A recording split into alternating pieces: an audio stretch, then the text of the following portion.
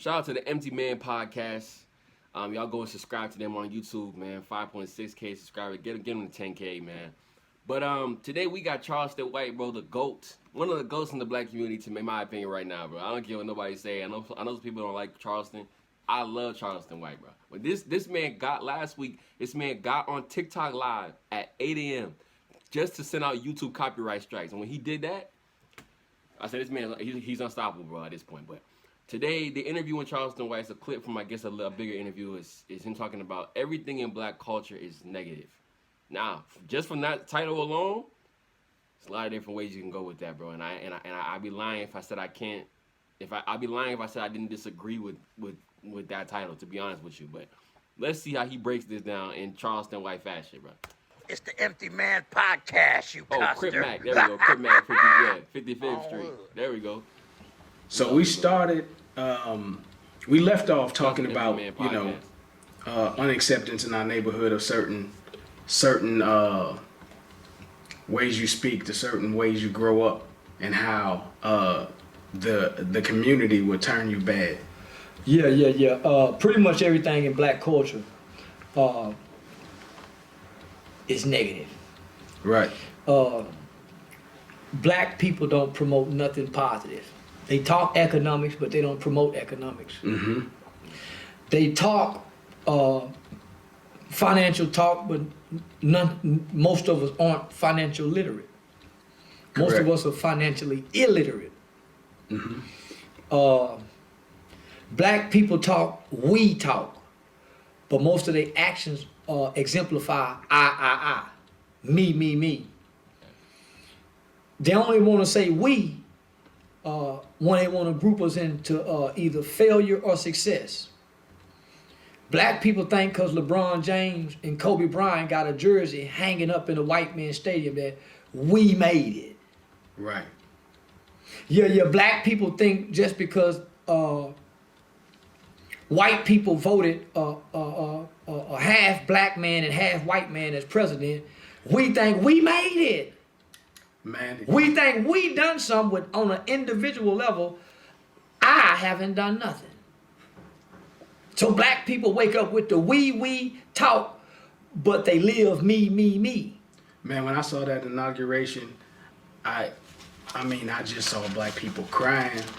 It's like they saw Jesus. You think we was just freed from slavery? From a halfling. He's half white. Half white now. Raised white. Raised white. We latched onto him. With a white mother. White mother, white friends who attended. I don't know any black men. I don't think I know any black men that attended Harvard. You know what, man? And that's so crazy that he's talking about this, because the whole Obama thing, I always,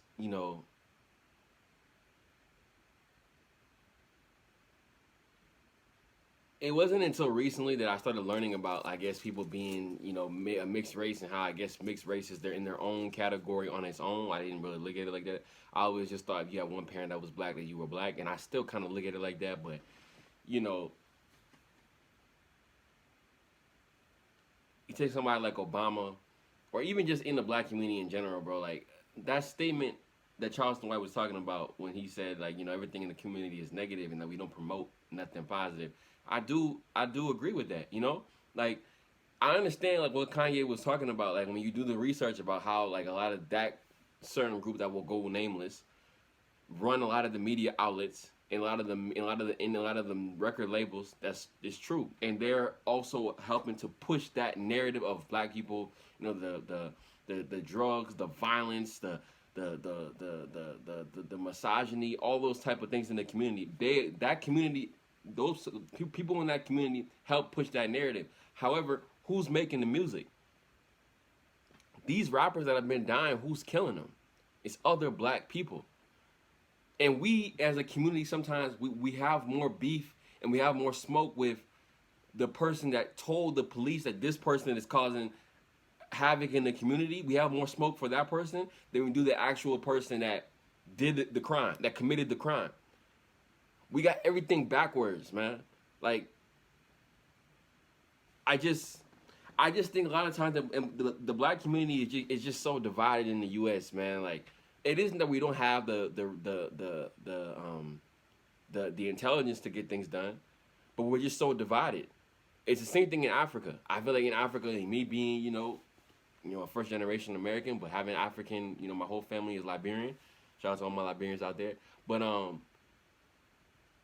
lot of African countries, but it's just very corrupt. You got the leaders, they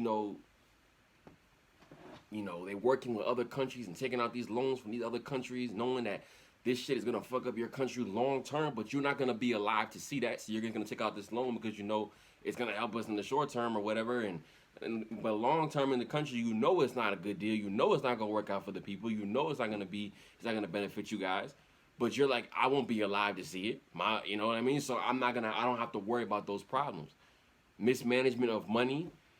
You see all these type of things. It's just like, when are we gonna hold ourselves accountable and stop always looking at the white man to be, this type of enemy that we have? And that police brutality is the biggest problem in this country for black people. White people are these evil devils. When in reality, bro, the devil is probably looking at you in the mirror. So we gotta be accountable, bro. Accountability is the key.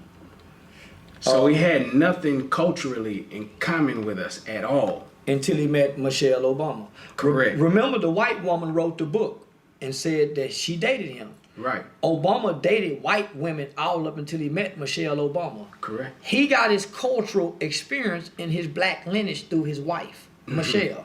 Mm-hmm. That's when he tapped into the nigger side, cause she come up out of Chicago. Yeah. That's when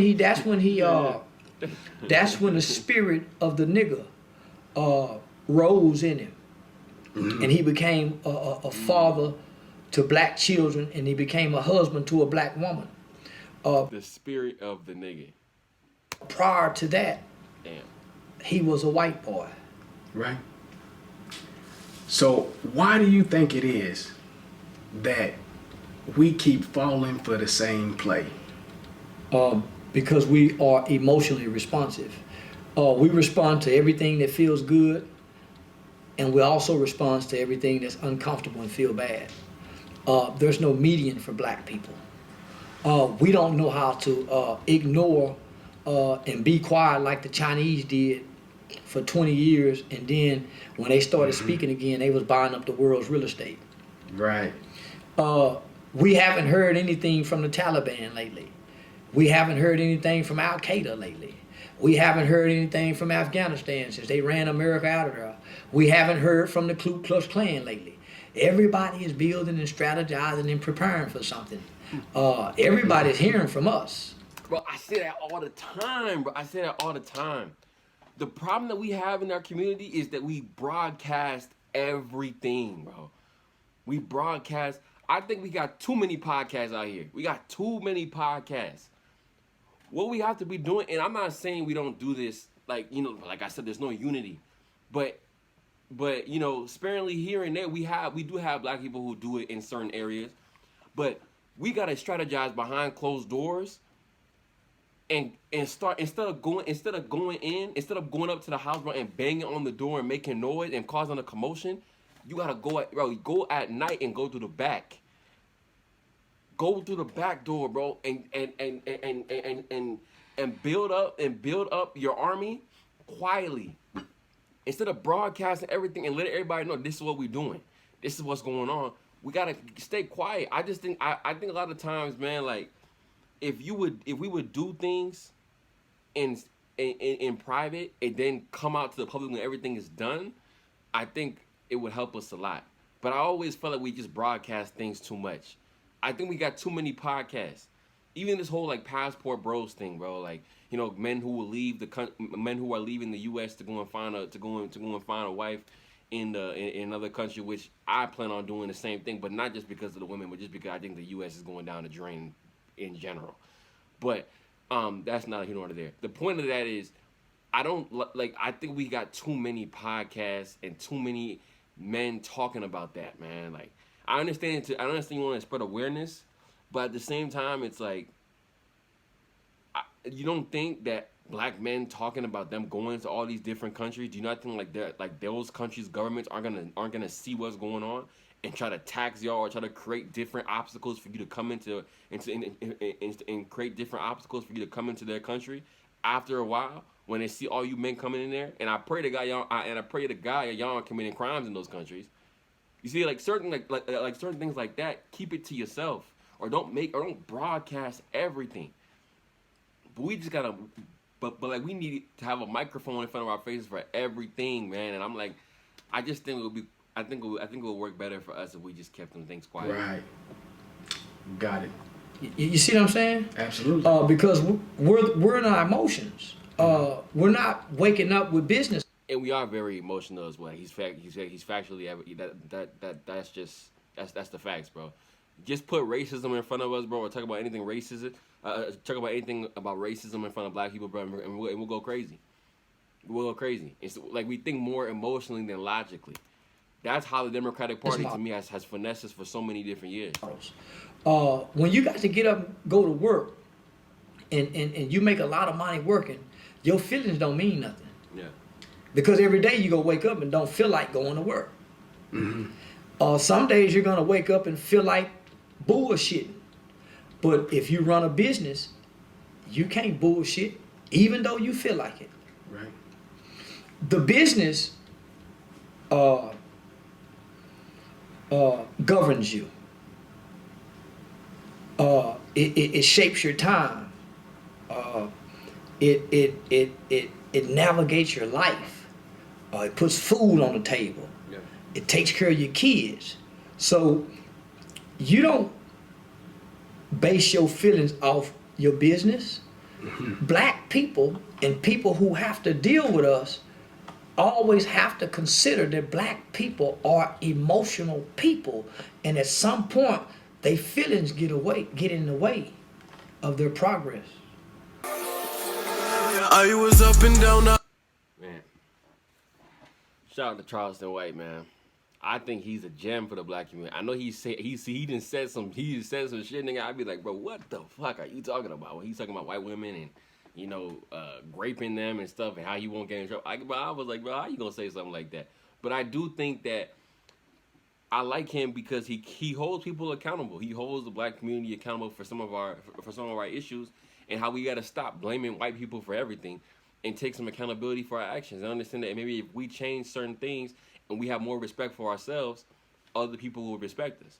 I can't expect you to believe in me if I don't believe in myself. It's the same thing here. I can't expect you guys to show me respect if I don't show respect to myself. So shout out to the Empty Man podcast. Y'all go subscribe to him. But before that, subscribe to me as well, so I can get to my 1,000 subs by the end